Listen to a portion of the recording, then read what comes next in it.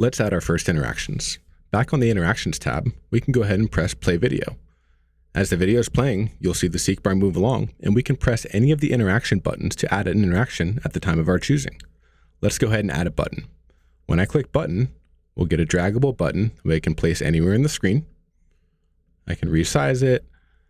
And then over here on the left side, we'll see a pretty common interface for all interactions. All interactions are going to have a show time and a hide time. So in this case, this video will show on screen at 3 seconds and it'll hide at 8 seconds. I'm going to add a label to it that says visit website. We can edit the font size. We could edit in HTML if we want to, but now we're going to set the click action. So click action on Mindstamp are what happens when you click an interactive element. By default, we can say track and continue. It's just going to track the click and it's not going to do anything. But we can open a link, such as to your website, to a contact page, anywhere you'd like. We can change time within the current video. We can switch to a new video, also known as video branching. We can switch to a previous video if we've already come from one. We can show a message to give us simple feedback, reinforce learning. We can open an image. It's going to open image nice and full screen, like a document or wireframe or anything like that. You can open Genie AI, like we looked at in the last video, to ask an AI question about the content. If you're using Shopify, you can make this button add to cart. You can ask ChatGPT a question. This is different from Genie in that ChatGPT is not specific to your video, but you can use it. You can play an audio or video clip when they click this button. This is really helpful for step out, kind of learn more experiences where they want to get some more information or a quick clip that's not included in the video content itself. You can start an email or phone call to have people contact you. You can open a link on top of the video so they don't leave the tab. They're just going to get a pop out over the video of the website link. You can collect response. That's a quick little feedback functionality. You can download a file. You can open the magic menu. You can show a card. A card is a different interaction. Or you can make API requests right there in the video. Those are common click actions. Those are going to be shared across buttons, hotspots, images, text, and multiple choice questions. So let's go ahead and say open this link. And we're going to open a link to google.com. There's some more things that we can see down here. We could edit the styling. Right now, this button is taking the base styling that comes from the design tab. But if we want to style it on an individual level, I can come here and say, I want this background to be like that. And I want the border to be black as well. We can set up the transition of how it comes on screen. We can set up an animation. And we can change what happens after I click this button. So there you see the animation going on. But after we click it, by default, we're not going to do anything. It's going to be clickable again. But you could hide it if you want. You could disable it if you want, but leave it on screen. And you could also change the colors. So I've got this button. It opens a website to google.com like we've set it up. And I can still drag and change it as I want. We can bump up the font size a little bit. There's a couple easier placement options here as well. If we want to get really nitty gritty, we can just bump it over like that. We can also have a grid that shows for alignment. We can snap to that grid and also do quick placement if I just want it over here or over here. So just like that, I'll go ahead and save it. What we see is our button. It's going to have the animation that we set it to, and it's also building up over here on this list. Next, let's add a hotspot. If I come down here and press hotspot, we'll get a nice little blinking indicator that we can place over an object that's in the video and make it clickable.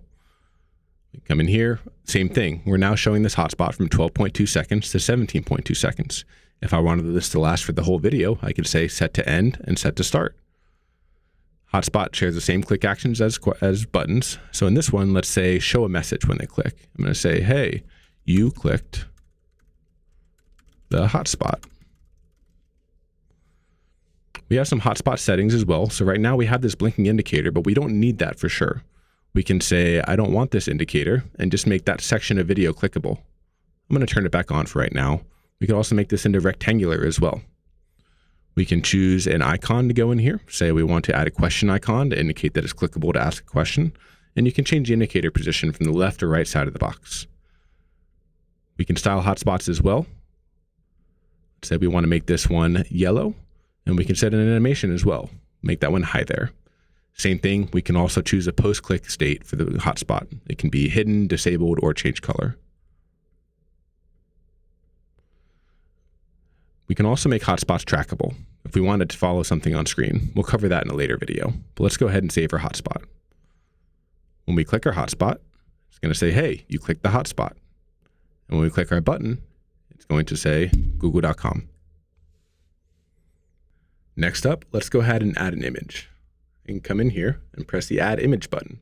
That's going to pull up my library, but you can also search for images on Unsplash, Pixabay, Pexels, Giphy, Icon Finder, or generate an AI image.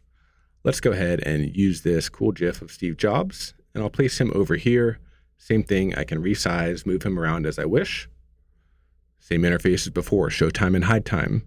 We can add a label to this, and we can also choose the click action. Same click actions that we've seen before. Let's go ahead and make, when they click this image, let's going to say we just open the image. So this will open nice and full screen for us. We have styling and settings as well, just like the other ones, as well as post-click state. So let's go ahead and save this. You can see our interactions are building up here on the left side, keyed by the time that they show up at. When I click this, it's going to open it nice and full screen for us. You can add two little bits of text in Mindstamp. With this add comment box here, I can type in real time and save. That's an example of a simple comment, or you can add more robust text. So just like buttons, images, and hotspot, text is placeable.